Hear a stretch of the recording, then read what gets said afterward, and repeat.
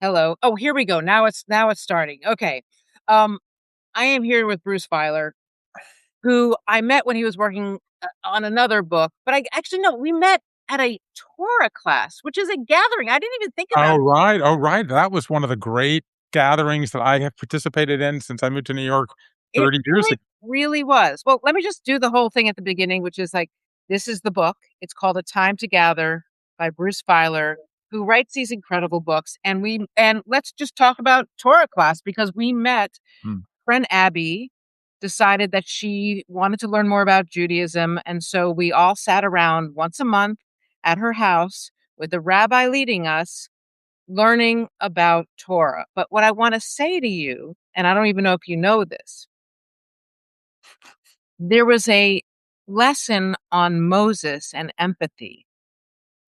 And that is the moment in the back of the room, I was just bawling and crying and realizing that there was no empathy in my marriage. And it was Uh, sort of at that moment in that Torah class, at that gathering, that I decided I had to get out of my marriage. So let's talk about gathering. Tell me about the book. well, let me just first of all thank you for sharing that, and then of course we had a very meaningful conversation in what may have been 3 or 4 residences of yours later, because I was writing a book called Life is in the Transitions, but came to be called Life is in the Transitions, but it wasn't at the time. It was let me talk to people and gather life stories of people who've had lots of twists and turns, Oh, yeah. which of course is a very good description of you. And you welcomed me into your home in Upper Manhattan at the time, and we had this incredible conversation. And we talked in that conversation about a piece of artwork uh, that was hanging on your walls at the time. And then since then, we've become closer and we've seen each other through various twists and turns. And I think um, that's the first thing I want to say. The second thing I want to say before I get to a time to gather is there is something about gatherings and about ritual, get-togethers in particular, that they involve a lot of planning, and yet they have a lot of improvisation within them.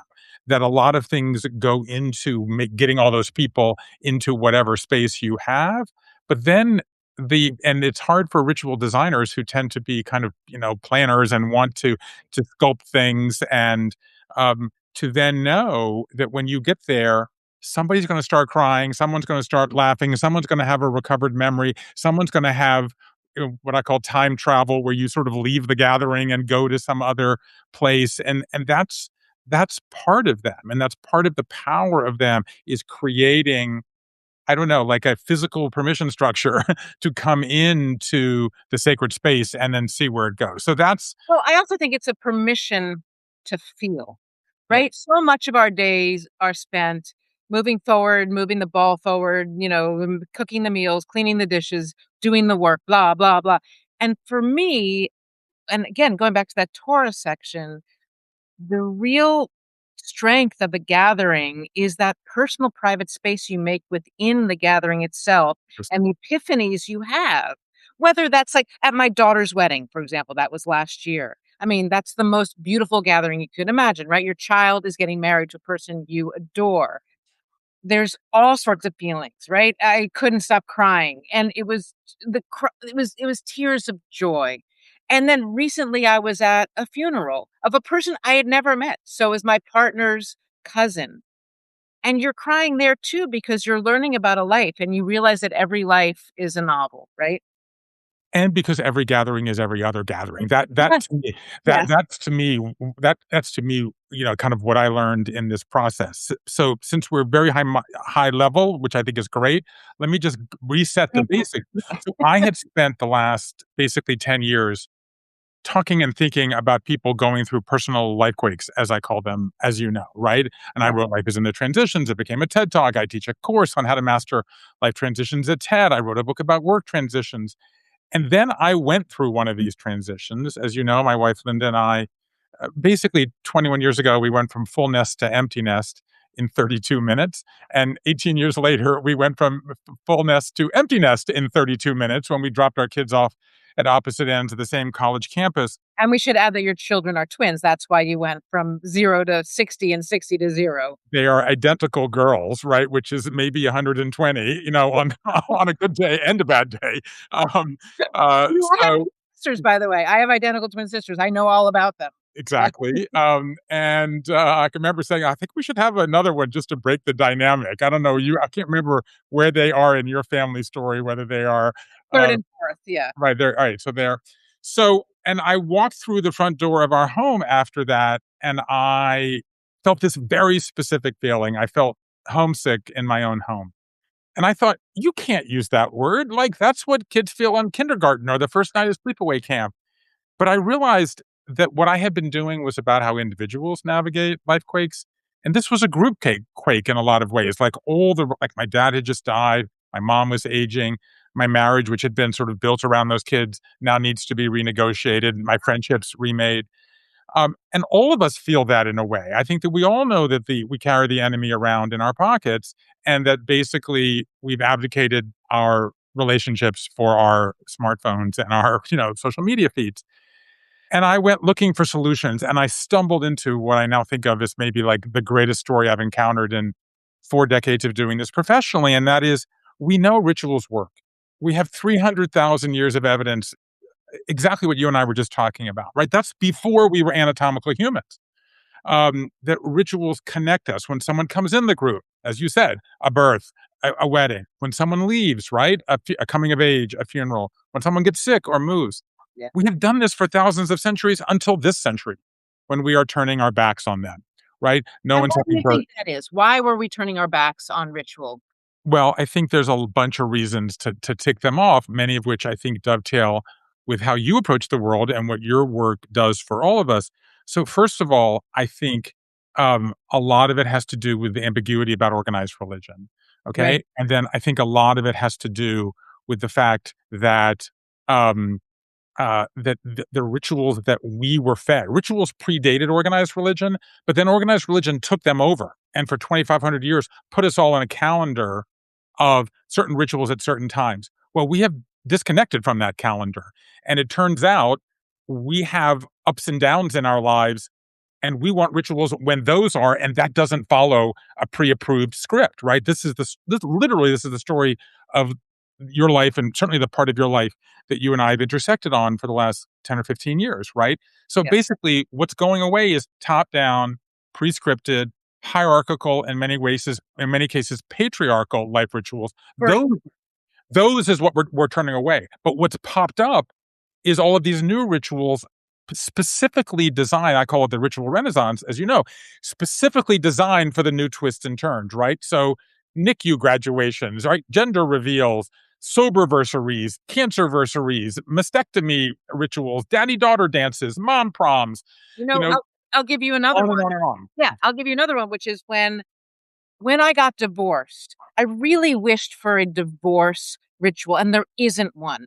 But when I went through a second breakup, I I remember that one. decided to create yes, you it was literally the week after you had dinner at my house. I remember. Week after you had dinner. Anyway, after that breakup, I decided it was the house was disgusting, and I would just wanted to sage the house, but I wanted to sage it with female friends. Oh, interesting. So I Oh, invited so not sage. That's interesting. Is it like the plant sage or like the actual wisdom up? sage. It was the plant sage, but also to smarten the house up a Yeah. little bit. But I invited it was like the middle of summer and everybody was traveling, and I invited whoever was around. Literally people from all walks of my life, only women. Sorry, Bruce, you weren't invited, but women. And it was like one of my favorite memories. We had the time of our life laughing as we're going through each room, waving the burning sage. And it really served a purpose to say that was then, this is now. I'm reclaiming the home. Okay. So to put a little big think on top of this Yeah. is what I hear, having now spent the last 3 years going to rituals in 16 countries on 6 continents and talking to 100 ritual designers. First of all, what is a ritual? A ritual is a shared, unnecessary act that makes us feel at home. So let's pick that apart. It's an act, right? You and I are word people, right? But this is not a talking. This is not a writing. This is a doing. okay? It's connects us because it does bring other people in, but it's unnecessary. Yeah. Okay? That was the reason that you're giggling while telling this story, right? You don't have to get down on one knee to get proposed. You don't have to wear black to mourn. You don't have to circle the bride 7 times to get married. You don't have to sage your house with a bunch of drunk girlfriends, but these unnecessities become necessities because we invest them with collective meaning. Yeah. And then that is the final thing that they do is they make us feel at home, right? So you take a home that doesn't feel like home and you rehomify it by having, or homeify it, by having this shared unnecessary, maybe even silly act. And then I also want to then say, pick up what we said earlier. All rituals have all other rituals. So a wedding has a little bit of tears, right? Because you are A crying lot. A lot of tears. over the end of the childhood, right? The end of maybe you are one of the primary relationships, and now that has some competition with the introduction of the new person here. But it also has newness, right? It has welcoming somebody into the family. That's joyful. Like, thank God I like him. Right now. Right? So, that's what they do, okay, but it's the same with the funerals. I'll tell you a couple of quick stories, Yeah. um, that just to connect them from different parts of my book, and when my dad died in 2021, he had, as you may remember from Life is in the Transitions, he had tried to take his own life 6 times in 12 weeks. He had stayed alive because I sent him questions every week, and 6 weeks before he died, he finished a 65,000 word memoir that he wrote one question 1 week at a time over these 8 years. We go to Georgia. It's 2021. It's not the middle of COVID, but it's still COVID, Yeah. right before Omicron. And we're having this conversation, okay? With it's my mother, it's my sister, it's the rabbi, and I'm sort of charged with interfacing with the rabbi. And my mother says, "I don't want to toss dirt on the coffin. I find it barbaric. Oh. I only want to have long stem yellow roses." My sister says, "I only like the dirt. It's the only part that I like about, and I find long stem yellow roses to be way too Hallmark." So I'm talking to the doctor, and I'm like, "Doctor, I mean, not doctor, listen to me, Rabbi, call you back." And then I sort of have to middle child my way through my brother's not there, middle child my way. And I was like, okay, she lived with a guy for 60 plus years. We got to be able to give her what she wants, right? So, but my sister, it's also important. So, what do? We get 3 dozen long stem yellow roses and we get little packets of Tybee Island sand from the beach where my dad would visit for all 80 of his years. And we gave people a choice. And the ritual sort of raises the conflict Oh, and it titrates the conflict. That's part of the reason, you and I are getting married. You want a big wedding. I want a small one. We're burying a loved one. You want to lie under your covers with your cat and sage your bedroom. I want a big old Irish wake. The purpose of the ritual is to serve both of us and to get all this conflict out and then try to mediate it. Okay, so the quick story 4 years later, 3 years later, I'm in Ireland. I go to 10 funerals in a week in Ireland. The ninth funeral I go to is in Dublin of a woman in her 90s. Her husband has been dead for a while. They're singing in the church. I went to one church where there was like a rent a priest because there's no priest in Ireland because of the tension now with the church. This priest knows her. They're singing Rodgers and Hammerstein songs, and then we're going to the cemetery to bury the body in the same plot as her husband. The funeral director who invites me, she says, "Well, how are you getting to the cemetery?" And I say, "I don't know." And then she says, "Well, how did you get here?" And I give the most modern answer. I'm like, "I took an Uber." She's like, "Okay, come with us." And before I could think, she opens the back door of the hearse, puts up the jumper seat, and I drive to the cemetery alongside the deceased. Oh my god. And I take a selfie, but I'm like, I can't smile because it's disrespectful. So I have the world's ugliest selfie of me in the back of the hearse. So we get there. The grave is they bury people in the same family plot in Ireland because of it affordability. So they're using wooden coffin. By the way, do you know the difference between a coffin and a casket? I No, did not. I A didn't. a coffin has it's hexagonal. It's got the part for the wider shoulders, Right. whereas a casket is triangular and often has the big handles and maybe steel. Um, I mean rectangular. it's rectangular. What did I say? Yeah, it's rectangular, and then the other one is okay. Yeah. So they're lowering the body in. The rabbi, listen to me. The priest does the tradition, dirt to dirt, ashes to ashes, and then they lower the body into the family grave, and there were about 3 dozen family members, and sure enough, somebody shows up with 3 dozen long stem yellow roses, and I am sitting there at the funeral of a someone I just accompanied to their final resting place, whom I did not know, as you said, weeping like it's my father's own funeral. Right, because each funeral and each gathering is, as you said, the same as the last one. It's all about saying to everyone around you, "We are alive. We're still here. We want to take this moment to appreciate that we're here, that these 2 people are getting married, that somebody is gone." I mean, it's interesting because with my partner right now, we've had long discussions about our own funerals. I was taught in Sunday school, I grew up Jewish, and now I'm pretty much atheist, I have to say. I like learning about Torah, I like learning about everything, but for me, it sort of ended when I was forced to go into a mikveh before my own wedding, and I really felt I just didn't wanna do that, and I was forced to do it, and it was like a sort of a downhill slope. But without religion, without Judaism, what do I want my own funeral to be? And we have come to a decision that we both wanna be scattered. We both wanna be scattered in the place we met in Montauk, and also perhaps in other important places. And the other thing that I've learned is a friend of mine lost her husband, and they make stones out of Yes, you could do that. Yes, exactly. and I wanna be a few stones that I can, like, give to my kids and be like, "Here's a piece of mom." So, okay, so let's talk about the decline of rituals and the rise of new rituals. The decline of rituals. In 1970, 5% of Americans were cremated. Today, it's 65%, going to 80% in the next 10 years. Okay. And most of those people have no celebrations of any kind. Right. So that is a massive change. Okay. And yet, what's happening is people still crave something. Okay.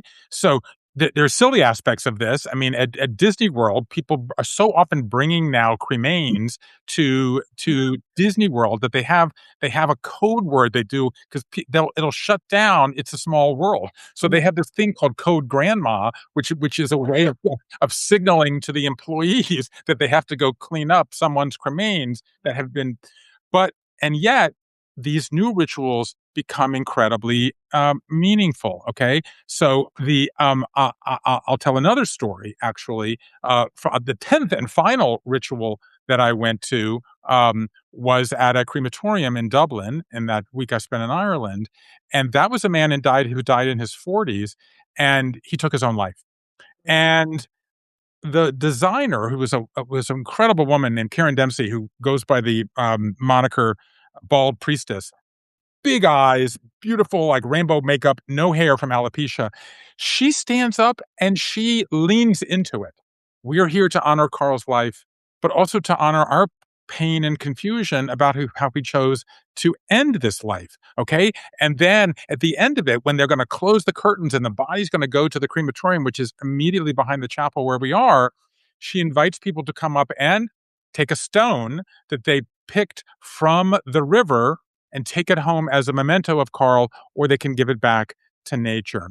And then they play his favorite song, which is "You'll Never Walk Alone," which also happens to be the theme song of the Liverpool soccer team. And I had gone to the first funeral I went to where they played that song for a soccer fan. But what I think is going on here is a change. People still want these things. They just want them on their own terms, on their own calendar, okay? With their own symbolic meaning they're attached to them. And so that's what's going on because as you say, and I think this is the important part, even though you've broken away from organized religion, you haven't broken away from the craving for collective meaning making in For sure. time of aloneness. Well, I would also say, like, for example, my own father's funeral, which is a Jewish funeral led by a rabbi, the most meaningful part of that funeral to me was before he died, he asked my son, who was 11 at the time, to please play Sounds of Silence on his guitar at the funeral and have all of his daughters sing it. So, that is the memory that I Yes. carry from that funeral is my sisters and me, which has nothing to do with Judaism, up there singing his favorite song by his favorite group. He saw Simon and Garfunkel back in the day when they were playing small gigs in tiny spaces. And and then the craziest part of this was when my daughter, they have a white coat ceremony for when you start med Oh, school. right, yeah, exactly. So that's another gathering. So she's walking across the stage, and all I could think is, "Oh god, I wish my dad were here. He would be Mm. so psyched about this." And I press what I think is the camera, but instead I accidentally press Spotify. And what does Spotify play? Sounds Right, of Silence. there we go. So, okay. So let's do a little bit of quick um, ritual design. So, if Okay. you want this feeling, so why don't we pick something in your life that you want to ritualize coming up? All right. So my son Leo is graduating college in 2 years. Okay, fine. So, what we want, we know what we want. We want the spontaneity, we want the structure, we want the gathering, we want the music, but how can you do it? So, you need three things to make it work. So if anybody is planning something, this works for a joyful ceremony or celebration or ritual or gathering. Same thing for mournful. Okay, Okay. right? This is all comes back to it's not the Torah because it's the second half, but it all comes back to the Hebrew Bible, right? A time to mourn, a time to dance, a time to laugh, a time to cry, a time to scatter Oh, stones, a yes. time to gather them, right? Yeah. So that's why this book is called A Time to Gather. So the first thing you need, as you've been saying since this began, is you need a boundary. Okay. You need a sacred space. You need a way to say, outside, I was that, and inside, I am this, right? We are leaving ordinary. And this is the problem that we have now. We have ordinary staring us in the face. The last thing we look at night, the first thing we look at in the morning, every whatever it is. So you need a boundary. Okay. So we're going to do this. Where are we going to do this for your son? Are we So going to I do guess it at after home, the a right. special place, a beach, a mountain? Where? I would imagine that we're going like what I would have wanted to do for my son after he graduates, which will be my last child, and my oldest is 31 right now, so I've been doing this for a long time, right? So so if he graduates, what I really wanna do is take him alone on a journey to a place that is important to him where he's never been, just the 2 of us. That is Okay. what I thought would be a beautiful way of doing this. Okay, great. So where are we going to initiate this? Are we going to initiate it before we get on the mode of transportation? If it's a car or a plane, are we going to do it when we get there? I You don't know. need Okay, so that's what we're planning now. So we need some sort of demarcation. So maybe it should be going. Maybe we'll go back to Judaism with the traveler's prayer kind of thing. Maybe before you maybe there should be a ritual of departure. Oh, my ex-husband had a ritual departure that was a Russian ritual departure, which I think is actually very smart. You sit on your suitcase. It's a Russian thing. You Ooh. sit on your suitcase before you leave for a big trip and you acknowledge the luck, the good fortune you have to be going on this voyage. And you say a few words about how you're feeling, and then you get on the train or the plane or whatever. So I like that because of that there are other people, right? His friends, siblings, okay, now the new sibling-in-law, your partner, aunts or uncles. I like the idea that the departure has a kind of collectiveness to it. So your character. Okay, now we're into the ritual, and now here's what you want in the middle of the ritual. Okay, you need a peace plan. And this goes back to what I was saying, Art. You need something that everybody gets their thing. Somebody here needs to get the yellow roses, and somebody here needs to get the packets of sand. Okay, someone here needs the private moment under the covers, right? And somebody needs the big old collective moment. Okay, so in this situation, how can you make sure you get what you want, and he gets what he wants? Well, I know what he wants. He's gonna wanna have time alone to, like, travel around, and I'm gonna want as many friggin' minutes as I can with him. So we're There we gonna go. meet in the middle and say, Okay, "Okay, every night we gather for dinner, there but we you go. can go explore on your own, and I can go explore on my own," Yeah, whatever. maybe when you're exploring on your own, you get something that you're gonna bring back. So maybe you sort of scavenger huntify it, where he's gonna go every day, you'll say, each of us will bring back a food, or each of us will bring back an object, I love that. or each of us will bring back something that we will engage about. we play a ritual in my family on Friday nights that we started when the kids were young. Now that they're in college, we do it when we're together or they happen to be home, at the time in summer internships, which is we call the note we sit in a different place. We do a very light Shabbat thing. We light candles, Yeah, yeah. bless the wine and the bread, and then we play a noticing game where everybody has to say something they noticed not on your screen, in the world around them, in the course of that week. Okay, I so then the know. last thing we need is we need to end with a moment of hope. Okay, as you know, there's this term, your best possible self. Like if you want your tennis game to get better, or your souffle to get souffle, or your your friendships to get closer, you have to say, "This is my best possible self." This is our best possible selves. You need something at the end of this ritual that is the best version of who you can be collectively so people will keep coming back to the group. So what are we going to end with I think what on we this could end ritual? with is we're back in New York, and Yes, we invite his dad, and we invite his dad's girlfriend, and we get everybody that loves him around a table, and we celebrate this incredible moment. there we go.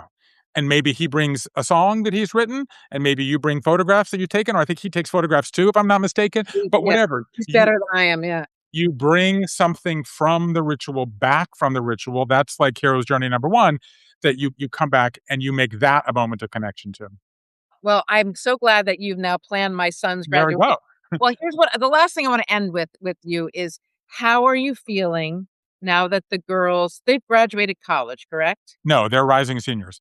The rising seniors. Alright, so how are you I've going to got a ritual coming in the I'm spring. gonna Yeah, tell you something that once they leave, I mean, at college right now, they're coming back to you a lot. I mean, college is barely like, they're gone for 9 months and you got them for 3 months and they keep coming back for holidays. After that, my daughter's a doctor in Chicago. I saw her once last year. I'm gonna see her another time this like, you don't see them anymore. You don't see them anymore if they don't live in your city. How are you going to feel and how are you going to mark this? so I I'll tell you the best possible version of this is how I would like to feel, but as we've discussed from the very opening of this conversation, spontaneity. I started this project obsessed with what's the definition of ritual? When do we have rituals? What the calendar is. By the end of it, I have to say that I've changed because, and I learned this from my kids. Now that I see them when I see them, I have to lurch for connectivity. Yeah. Okay. So when they were home last year in March, we held a ritual for their 20th birthday, even though it was not their 20th birthday. Okay. And so that's where I sort of ended this project with this idea that we need what I call a ritual state of mind. When the enemy's in our pocket for 24/7, we know those algorithms are designed to divide us. And that's what we're all enthralled and basically, under the yoke of, to use a biblical phrase. Um, we need now to say whenever the moment presents itself, we have to find moments of connection, right? Forget rites of passage. We need bites of passage. I can't say to my kids, you can't say to your daughter, we're not scheduled. You just got married. We're not scheduled to have another pre approved life ritual until you get pregnant. And by the way, why aren't you pregnant? You have to say, I'm here in Chicago now. We're going to do some shared, unnecessary, silly thing that will become meaningful because that's when we're together. That's the only thing strong enough to help us survive. Well, I'm doing that in August, so, we'll see how that goes. Bruce, it's always fun talking to you, always fun. I kinda wish we could talk more often, and in fact, maybe the ritual that you can have next is let's get together for dinner again. I That would would love be awesome. Although I'm not sure I'm good luck given the story you just told. that. Okay. All You're the right, best. Thank you so much, Deb. nice to talk to you. Okay, bye-bye. I gotta end recording.